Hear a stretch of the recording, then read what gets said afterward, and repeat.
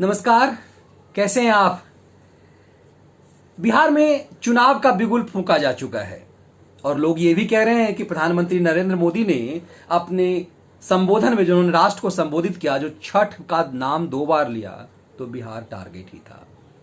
प्रधानमंत्री ने नवंबर महीने तक जो देश में 80 करोड़ लोगों के भूख की चिंता की है, वो बिहार के चुनाव के लिए था। ऐसा एक मीडिया का वर्ग माहौल बना रहा है, लेकिन बिहार में चुनाव तो है।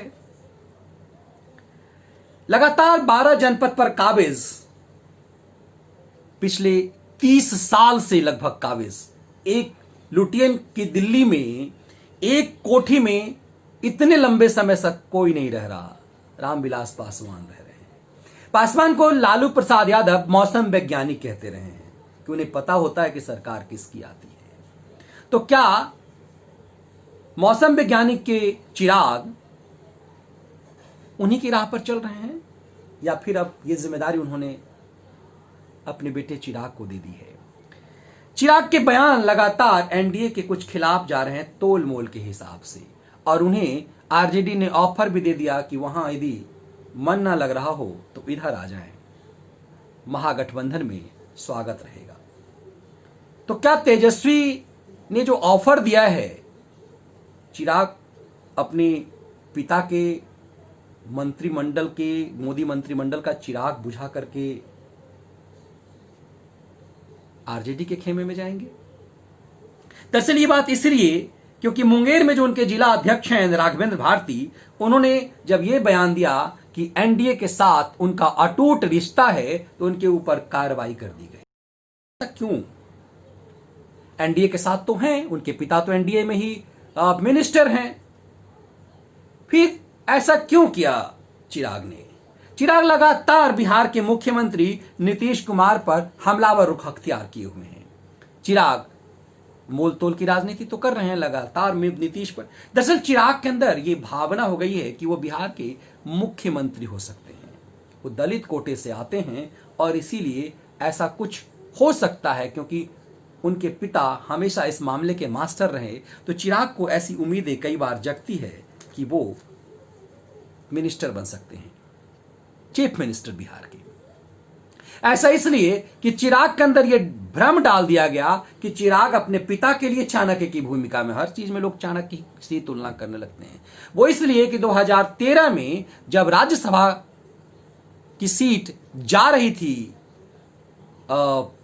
रामविलास पासवान की, उस समय में पासवान जद्दोजहद कर रहे थे कि उनके कहीं ऐसा तो नहीं कि उनका जो सरकारी निवास अब छिन जाएगा, क्योंकि उन्हें उम्मीद कम दिख रही थी कि वो चुनाव लड़ पाएंगे।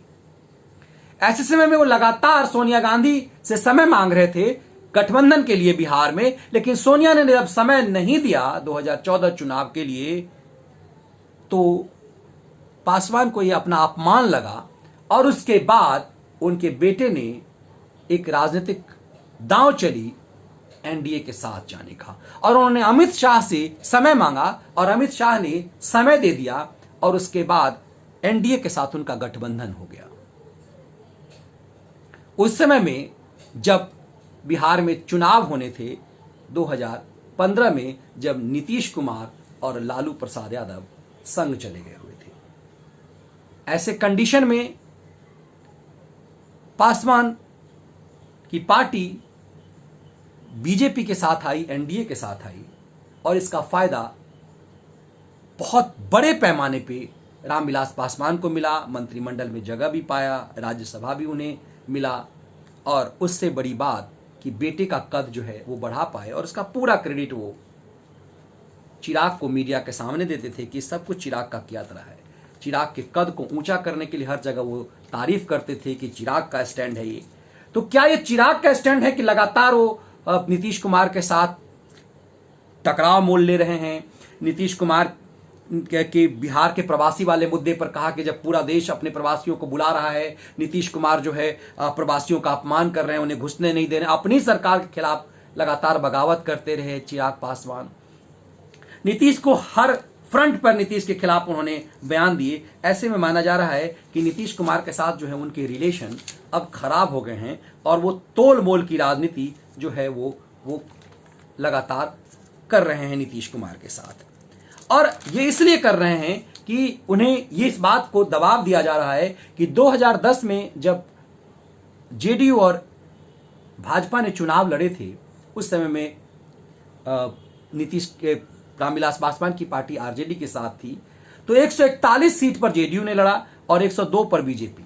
जेडीयू कह रही कि हम उसी फॉर्मूले पे चुनाव लड़ेंगे, जिसे बीजेपी भी मानने को तैयार नहीं। ऐसे में एलजेपी के लिए जगह नहीं दिख रहा है। एलजेपी लगातार बिहार में 40 कम से कम 40 से 45 सीट मांग रही है, जो संभावना उसे नहीं दिख रहा है और ये सीट उसे नीतीश के कोटे से ही मिल सकता है।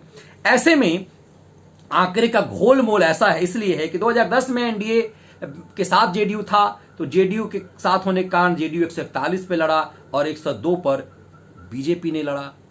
लेकिन जब 2015 का फॉर्मूला आया, 2015 में स्थिति सामान्य नहीं थी, क्योंकि बिहार में जेडीयू आरजेडी के साथ लड़ रही थी। तो अब जो समीकरण है कि इस बार का फॉर्मूला, उसे बीच बिचाव करके यह अनुमान लगाया जा रहा है कि 113 सीट पर जेडीयू फाइट करेगी 141 के जगह पे, और 100 सीट पर बीजेपी फाइट करेगी और 30 मैक्सिमम एलजेपी को दिया जा सकता, लेकिन वो उससे ज्यादा मांगने के लिए जद्दोजहद में है।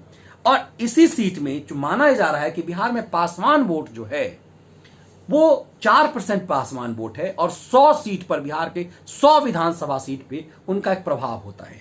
और पासवान वोट के लिए माना जाता है आक्रामक वोट है बिहार में। यादव और पासवान का वोट बहुत आक्रामक वोट है, मतलब लगभग 100% वोटिंग होती है पासवान और यादव की और मुस्लिम वोट की। इसीलिए जातिगत समीकरण वहां पर एक प्रभावशाली वोटर रहा है पासवान वोटर। इसी कंडीशन में इसीलिए रामविलास पासवान के पुत्र चिराग पासवान को लगता है कि वे एक फाइटर की भूमिका में होंगे, लेकिन वो लगातार फाइट कर रहे हैं नीतीश कुमार से। क्या उनके अंदर इस महत्वाकांक्षा जग गई है कि वो भविष्य में बिहार के मुख्यमंत्री हो सकते हैं? एनडीए की तारीफ, एनडीए में रह करके ही उनके एक जिला अध्यक्ष ने ये अभी एनडीए की तारीफ की, तो इस पे सख्ती क्यों किया चिराग पासवान ने? ये अपने आप में अहम सवाल है। चुनाव की वैतरणी पर, चुनाव के जद्दोजहद के दौरान सौदेबाजी की चीजें तो होती है, लेकिन जिस तरह से लगातार चिराग पासवान मोल ले रहे हैं, टकराव मोल ले रहे हैं बिहार के मुख्यमंत्री नीतीश कुमार के साथ, इसमें चिराग बहुत बड़ा सौदा हासिल नहीं कर पाएंगे। यदि वो गिदर भभकी देंगे एनडीए से बाहर आने का, तो उनके पिता की मंत्री की कुर्सी जाएगी। राज्यसभा मेंबर तो रह पाएंगे, मंत्री की कुर्सी जा सकती है। और इन फ्यूचर जो पासवान एक बड़ी उम्मीद बीजेपी के साथ अपने बेटे की करियर पर लगाए हुए हैं, उसमें खुद बत्ती लगा देंगे चिराग पासवान। जिस चिराग को जिसे अपना चिराग मानते हैं पासवान, कहीं उन्हें वही ना बुझा दे, इसकी आशंका बढ़ रही है। ज्यादा तोल मोल के खेल में चिराग क्या अपना खेल बिगाड़ देंगे, ये देखना दिलचस्प है। बहुत धन्यवाद।